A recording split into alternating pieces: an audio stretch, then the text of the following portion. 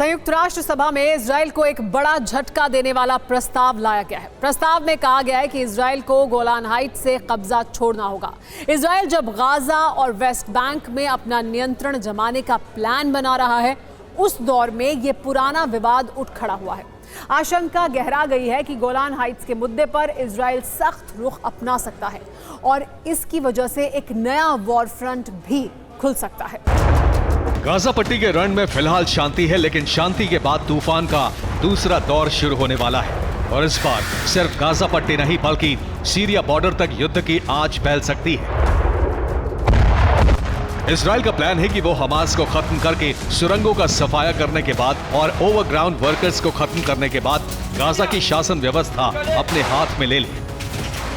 लेकिन फिलहाल जो क्षेत्र उसके हाथ में है वो वापस लिए जाने का प्रस्ताव संयुक्त राष्ट्र में आ चुका है। संयुक्त राष्ट्र महासभा में एक प्रस्ताव रखा गया है जिसमें कहा गया है कि इजराइल को गोलन हाइट्स से कब्जा छोड़ना होगा।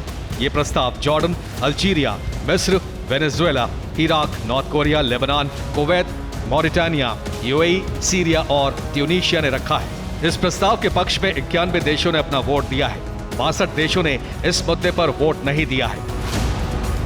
इस प्रस्ताव में कहा गया है कि गोलन हाइट्स क्षेत्र 4 जून 1967 वाली स्थिति में होना चाहिए।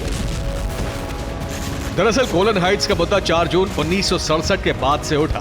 5 जून 1967 को इजराइल का यूनाइटेड अरब रिपब्लिक देशों के साथ युद्ध शुरू हुआ। इस जंग में इजराइल के खिलाफ सीरिया, जॉर्डन, इराक और लेबनान जंग में उतरे।